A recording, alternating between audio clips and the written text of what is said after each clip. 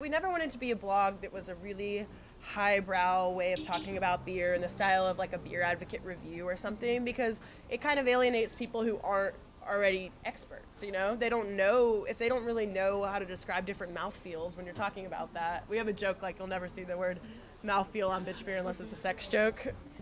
People are so receptive to it. They think it's so cool that there's 7 young women who are enjoying craft beer and expanding their knowledge and sharing it with the rest of the cities as much as we can. It took about five months or so to write the book.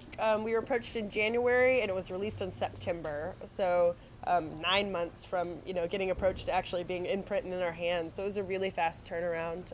When we started doing the book, we knew a lot about the breweries that started here in the 90s and certainly the breweries that started here in the 2000s. And Austin has a really interesting kind of split beer history because you have 3, 4, 5 commercial breweries that operated between about 1860 and about 1900. And then you don't have another one until Celis Brewery comes around in the early 90s. The research that went into really trying to weave cohesive narratives out of learning about those people's past was really fascinating and some cool stuff. Really seeing just how far-reaching everybody's background and everybody's perspectives are, how different they are, and yet how we've made such a cohesive community from that is really, it was a rewarding experience. It was fascinating to learn and to get all of the insights from their past.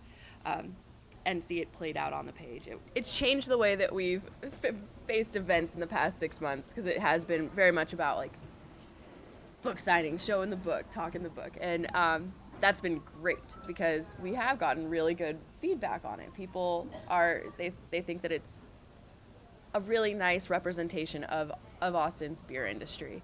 But I think kind of our biggest next challenge and opportunity is, now that we've had these members of our blog in the last few months move to different cities around the country, is going to be finding a way to make us a little more nationally focused, or at least focused on these different national cities while still maintaining these Austin roots. Pitch Beer Nation sounds really good. I guess that means they were looking for some new writers, if anyone out there is interested.